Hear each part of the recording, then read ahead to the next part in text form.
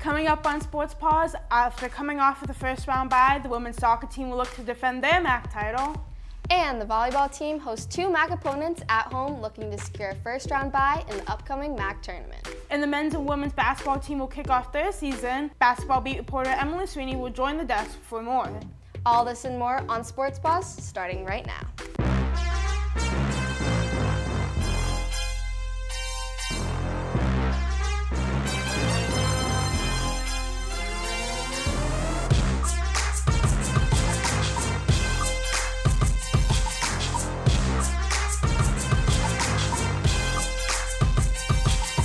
Good evening and welcome to another episode of Sports Paws. I'm associate producer Brianna Trachtenberg, and alongside me is Maeve Campbell making her Sports Paws debut. Maeve, how are you feeling about tonight? I'm feeling great, Brianna, and I'm ready to talk Quinnipiac sports. Now, let's jump right in. The women's soccer team took on Ryder in the MAAC semifinals on Thursday. Let's see how they did. Bronx, Bobcats, playoff soccer in Hamden. Trip to the MAAC championship is on the line tonight. First half was a defensive stalemate. Madison Mandler here sends a cross to the box, and Lily Schneiders sends a header off the crossbar. That was the best look for the Bobcats in the first 45. A physical and defensive match as we head into the second. Just a minute in, Courtney Chokol got a PK attempt. Could she connect? Yes, she could. Goal number 8 for the Golden Boot winner. Bobcats lead 1-0. Ryder kept the pressure on. Shot brings Sofia Lospinoso out of the box. A dangerous moment, but Mandler steps in to make the save. Coming up big time for the Bobcats. Quinnipiac is trying to add on here, but Ellie Schenk-Lepore makes a phenomenal diving save. She had 4 on the day. Both sides putting on defensive clinics. Towards the end of the half, a high kick is in the air. Lospinoso goes up for it and secures the ball through contact. She holds on, and the Bobcats hold on. They end up securing a 1-0 victory over Ryder. Quinnipiac is headed into their second straight MAAC championship. Chokol with the lone goal on this one, and Lospinoso with her 7th shutout of the year. They'll end up hosting the MAAC championship game on Sunday. After their win against Ryder on Thursday, the team moved on to face Fairfield in the MAAC championships. Roll the highlight. It's Championship Sunday in Hamden as the number 1 seeded Quinnipiac Bobcats host the number 2 seeded Fairfield Stags with a MAAC championship and a trip to the NCAA tournament on the line. And now, going into the first half in the first minute of the game, an Emily Vandervliet corner falls to the feet of Lily Schneiders, who has her shot blocked, but it falls to Golden Boot winner Courtney Chokol, who makes no mistake. And then later on in the half, the Stags look to get out in transition, and leading goal scorer Maddie Firvault finds a streaking Dana Nada, but as she's about to shoot, Kayla Mangachos comes in at the last second, showing why she was the Tri-Defensive Player of the Year, and she makes a stop for the Bobcats to keep it at a 1-0 game. Now moving into the second half, Courtney Chokol has a chance to make it 2-0, but it was denied by Katie Wright, keeping the game at 1-0. Now, as the final seconds tick down, the Bobcats storm the field and are in mayhem as they celebrate their second consecutive MAAC championship. Katie Wright was fantastic for this one for the Stags, but for the Stags, the offense was nowhere to be found. Now, for the Bobcats, after the MAAC semifinals win, they will look to find out who they will play in the selection show on Monday. After the championship win against Fairfield, 4 Bobcats took home championship honors. Olivia Scott, Ella Gagno, Madison Alves, and Courtney Chokol all earned a spot on the All-MAAC tournament team. In addition, Chokol also received the tournament MVP after making the penalty kick in the 1-0 win against Ryder during the semifinals game on Thursday and scoring the game winner in the MAAC championship on Sunday. Chokol looked to continue to lead the Bobcats in the first round of the NCAA tournament. With going back-to-back are the new powerhouse of the MAAC, the women's soccer team beat reporter Santina Maione has more.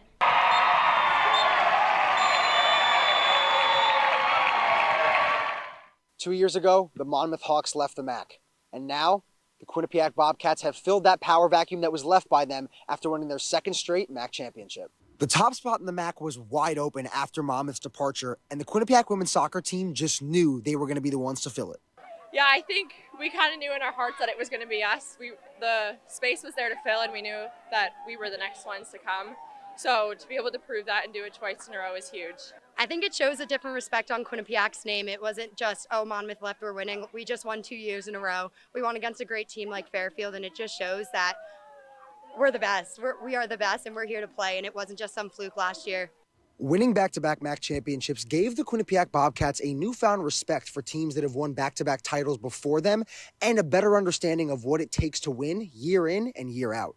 We've won 2 league titles and 2 championships back-to-back, which is difficult in and of itself. And it was more the games where every team, like Manhattan, threw everything at us to stop us winning and then to try and win the game, and so did Mount St. Mary's. And to deal with that expectation every single game. And it's going to be the same next year. We could go out in our first game and lose and it ends, but they still have to knock us off in the postseason. That may happen. We've got a little bit of rebuilding, but there's a mentality here, but they still have to do it. And I have a lot more respect now for Monmouth and every team and any team that goes back to back for the pressure that they're under and the demands and then living up to expectations. It's incredible.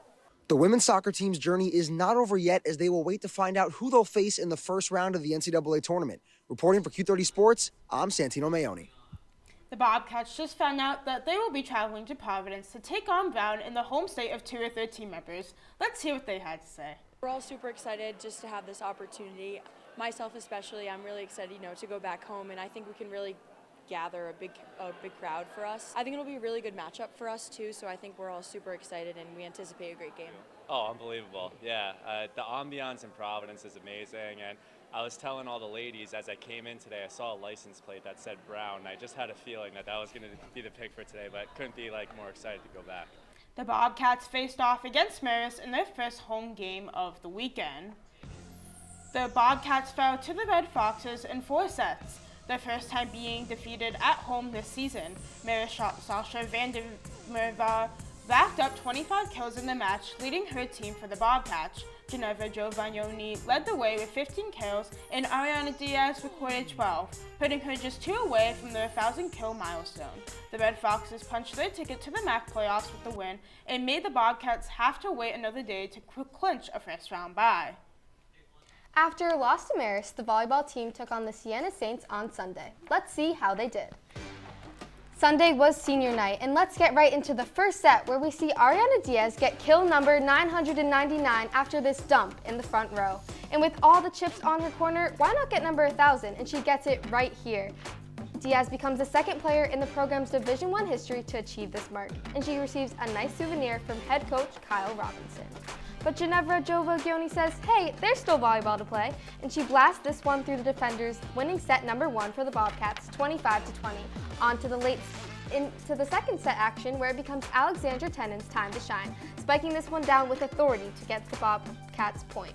Doesn't matter who sets to her, as Faave Kim Sel-moy dishes her dime, spiking to the hand of Tennant, and they connect for another point late in the set. Then to end the set, it's Air Tennant clearing herself for takeoff with another kill from the right side, winning the set for the Bobcats.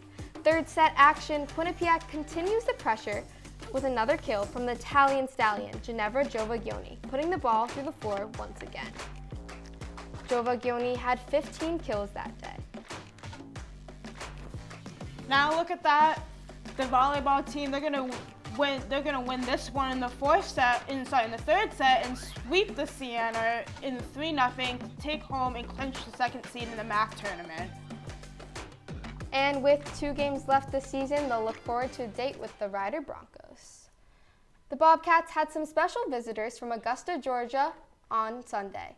Volleyball beat reporter Gage Kilborn has more on the story. Come on, get off your butt! Yeah! Come on! On Sunday, the Quinnipiac volleyball team witnessed these 2 70-year-olds who helped motivate the fans during match point. But this only scrapes the surface for the impact these 2 have had on one player's life. It was really surreal. They have been watching me every single game since my freshman year, and they really haven't been able to get to any of my club tournaments or my high school games. They were never really able to get to those. and watch them just because of their health. So it just really meant a lot to me that they were able to come here and just experience us winning in our house and having a great time. The two became the driving force of so much emotion as head coach Kyle Robinson had to take a moment to think about what her grandfather said to him. It's emotional. I met her grandmother and grandfather, then her 2 aunts yesterday. And like even today, her grandfather was like, "I'm proud of you." Like gave me a hug, like if you're someone's grandfather to tell you thank you and how proud they are of you, it's ridiculous. It's like thing. This is very cool. We work really hard to make this thing special.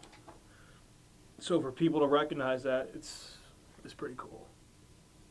Not only was it the first time Homer and Susan saw their granddaughter play college volleyball, it was also the first time they have ever seen Quinnipiac University. To see her play and to be able to watch her face and standing at that net giving everybody all these directions, and it's worth it. Of course it's worth it. We were so excited, so glad to be here. She's just great. The Morris and Clark families are getting ready for a watch party in the next couple of weeks to start off the MAAC tournament at Fairfield. Reporting from Burcon Court, Gage Kilborn, Q30 Sports. Maeve, now I know we were just getting started, but it's time to take our first commercial break of the night. Let's see what's coming up. Now the women's hockey team took out on Dartmouth and Harvard at home this weekend. Plus, women's basketball beat reporter Emily Sweeney joins us on desk to discuss all things Quinnipiac basketball. And we have the results from today's home openers for both the men's and women's games. We'll be right back.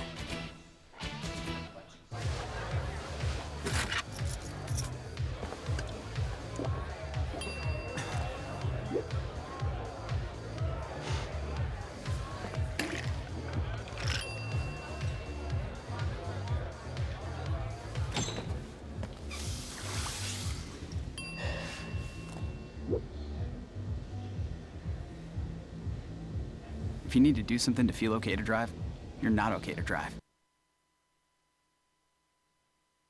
After high school, I didn't have a plan. I just wanted to start working. I got laid off twice, but you gotta keep going. You just need the right skills. Find an apprenticeship. I found a 2-year IT program. I found a medical course online. I'm now a consultant in the tech space. You have more options than you think. You can do this. You will find something. You will find something new.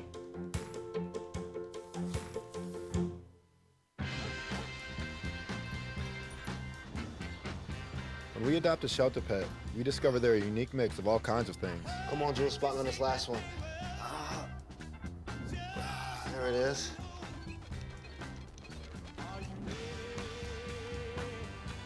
Keep going with it. Leo. They're a little bit of a lot of things, but they're all pure love.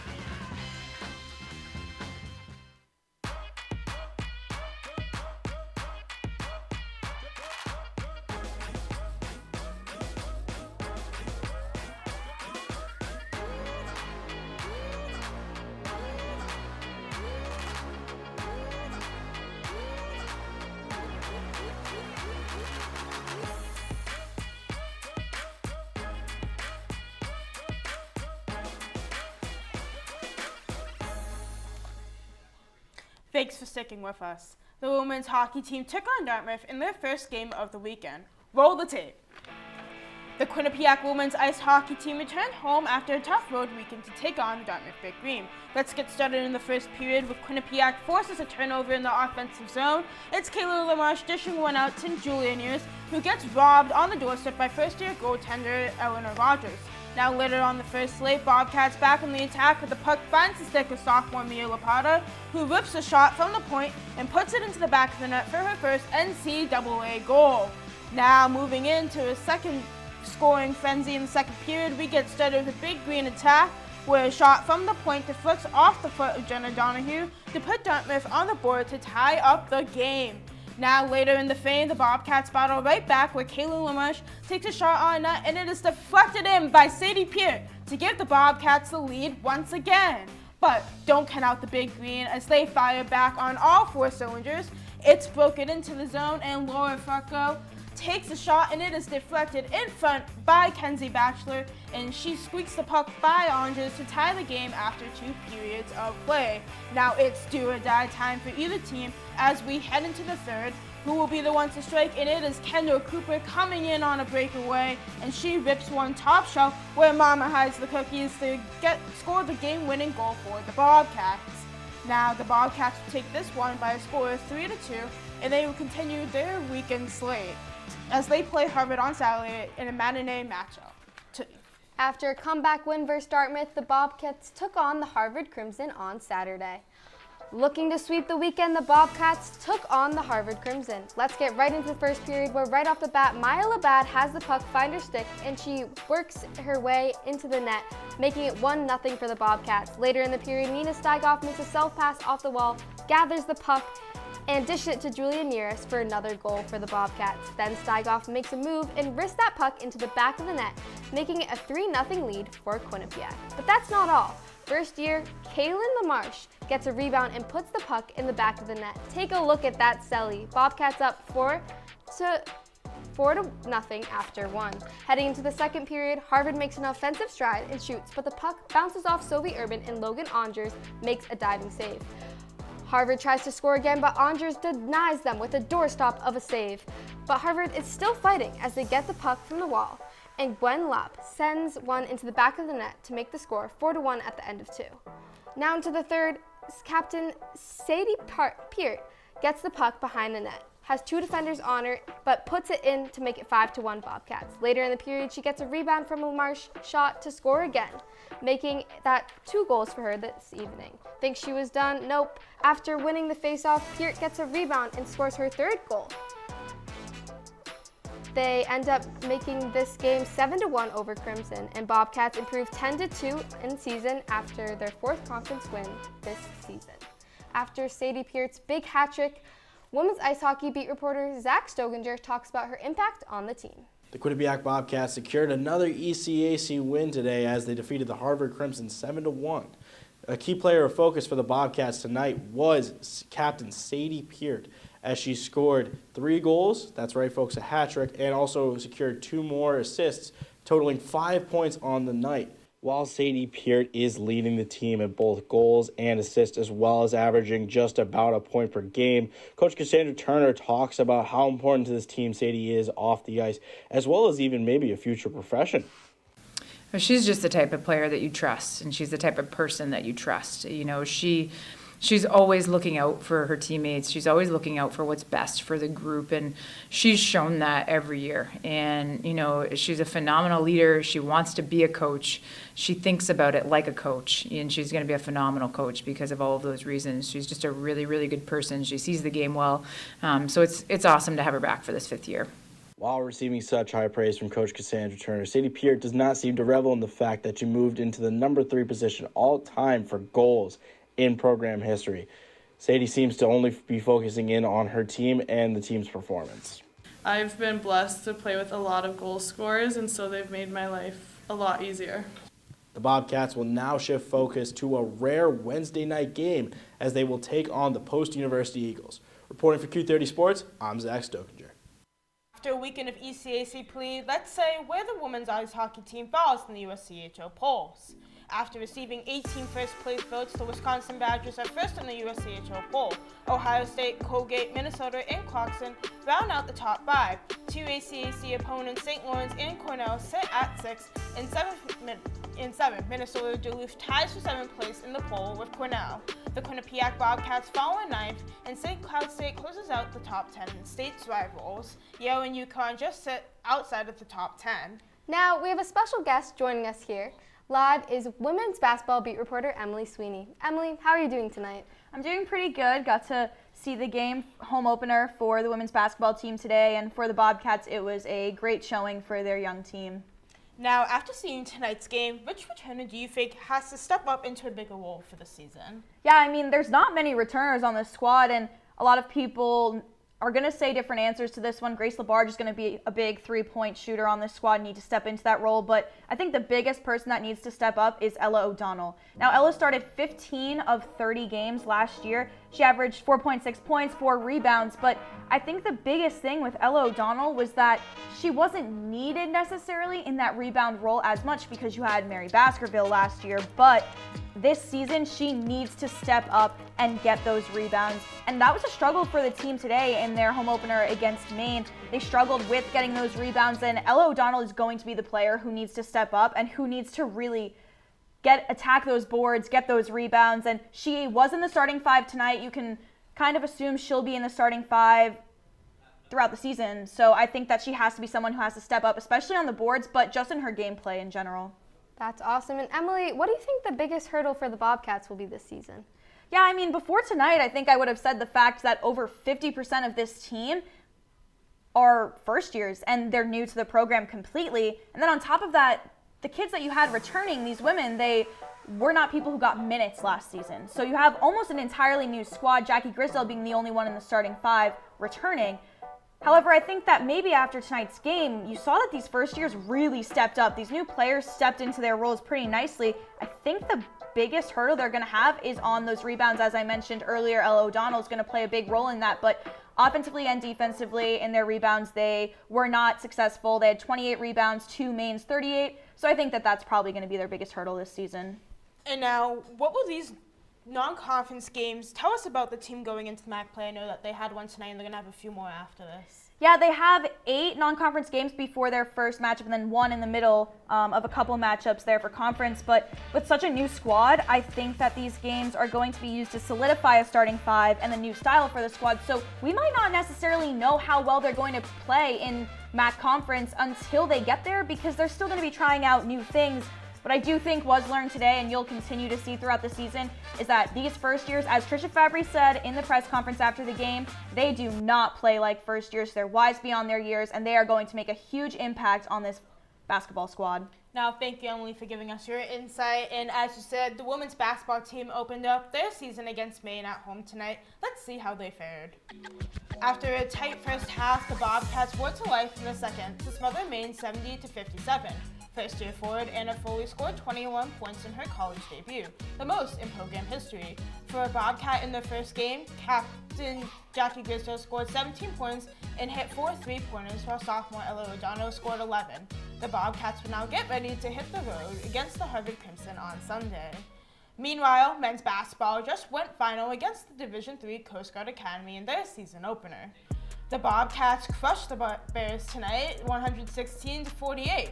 The Bobcats led this one big at the first half. It didn't take their foot off the gas. Graduate guard Matt Berlonk scored 20, leading the team, while 6 other Bobcats put up double-digit scoring figures. The 68-point rout was the biggest margin of history ever in the programs. History Quinnipiac will keep things at home their next match against CCSU on Friday. And that's all the basketball content we have tonight. Thank you, Emily, for joining us. Thanks, guys, for having me on desk. Now it's time for our second break of the night. But don't go anywhere because coming up, we'll have a look at the men's ice hockey team's trip up north this weekend. Plus, the field hockey team took home some end-of-season hardware. And everyone's favorite Top 10. We'll be right back. Honey, what I think you need is a socket wrench. I played JV basketball. I'm sorry. I don't think it looks right. This is good, and it's all good, baby. Is it really all good?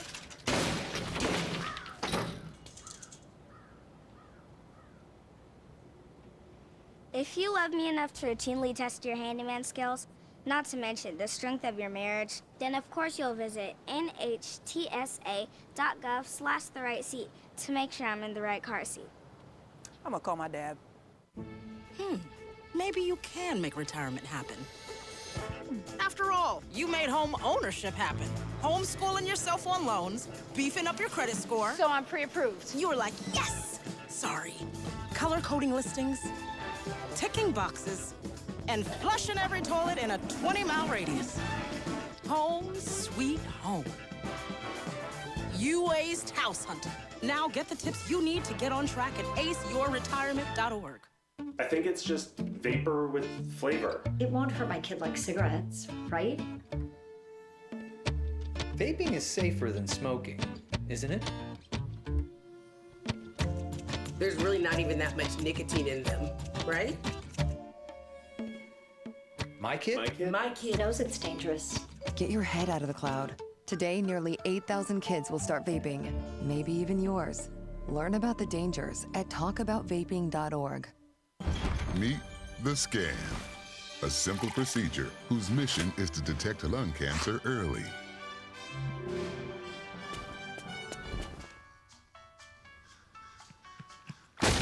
I'm here to save you. But I feel fine. That's great, but you may still be at high risk for lung cancer. Oh man, that's a new fence. If you smoke, early detection could save your life. Learn more at savedbythescan.org. Welcome back. It's time to talk all things Quinnipiac men's hockey. The Bobcats had a weekend on the road. Let's see how they did. The Bobcats took on Dartmouth Big Green on Friday. Christoph Tellier and Travis Treelor recorded goals for the team in the first and second quarter, and they headed into the third period with a 2-1 lead over Dartmouth.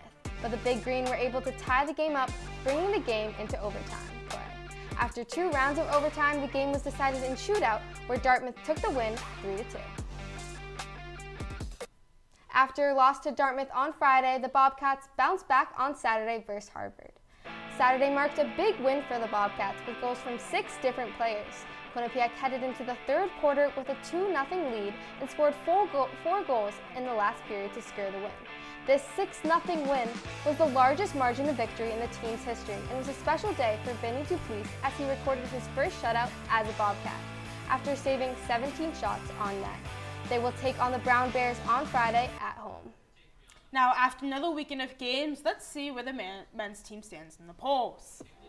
Quinnipiac falls down to the number 10 spot after an overtime loss against Dartmouth and a shutout win over Harvard. Boston College repeats in the number 1 spot with 30 first place votes. Denver also remains put at number 2 with 5 first place votes. Then Wisconsin rounds out the top 3 with 12 first place votes. Then it's Providence in 5th, Minnesota in 6th, Cornell in 7th, and Michigan in 8th. With the regular season officially over for Big East field hockey, did the Bobcats get any regular season awards? Stella Titminer and Lucia Pompeo secured 3 Big East awards for the Bobcats. Titminer was named All Big East First Team and was awarded Big East Midfielder of the Year. Pompeo was named All Big East Second Team as a grad student this year, Titminer will leave the Bobcats for next season. We'll have to wait and see if Pompeo will be able to step up and lead the team to their first Big East tournament appearance next year. With their season ending on Wednesday, let's see which men's soccer player earned end-of-season awards. Raj Austin has been named to the men's soccer All-MAAC second team. The graduate forward ended the season with 5 goals and 6 assists and played in 16 games. He was also tied for 8th in the league in goals and tied for 2nd in the league for assists. Before the season started, Austin was named to the preseason All-MAAC second team throughout his collegiate career. Austin has scored 27 goals, 26 assists, and played in 71 games. Brianna, I wish there was a way to know what would the best plays were for Quinnipiac Sportswear this week. Is there like a top 10 or something? Well, Maeve, I know you said there was top 10, but it's actually called top 5, and let's take a look at what they are. Now, for play number 5, it's going to be the women's ice hockey team's win over Harvard. Nina Steiger shoots a clean shot up top into the right of the net to make it 3-0 for Quinnipiac. Now, for play number 4, let's head over to the soccer field for the Women's MAAC Championship. Dana Nada tries to take a shot, but Caleb Mingachos comes in and makes the stop to keep the game at 1-0. Now switching from the soccer field to the volleyball court, Ganesh passes the ball to Irene Diaz and she hits it down for a 1,000th kill. For play 2, traveling to the ice, it's Christoph Connection, and he passes it to hit to the middle of the net to make it 1-0. Now it's play number 1, it's the MAAC Soccer Championships. Emily Vanderfleer's corner falls to Lily Shoes, and her shot is blocked, but Courtney Choco gets the rebound to score the game winner for the Bobcats. Well, that's all we have tonight. And Maeve, you killed it for your first time on air. Thank you, and thanks for having me on tonight. Make sure you follow us on social media at Q30 Sports and stay connected online at Q30TV.com. From all the producers and everyone working hard behind the scenes, she's Maeve Campbell and I'm Brianna Trachtenberg. Good night, Bobcats.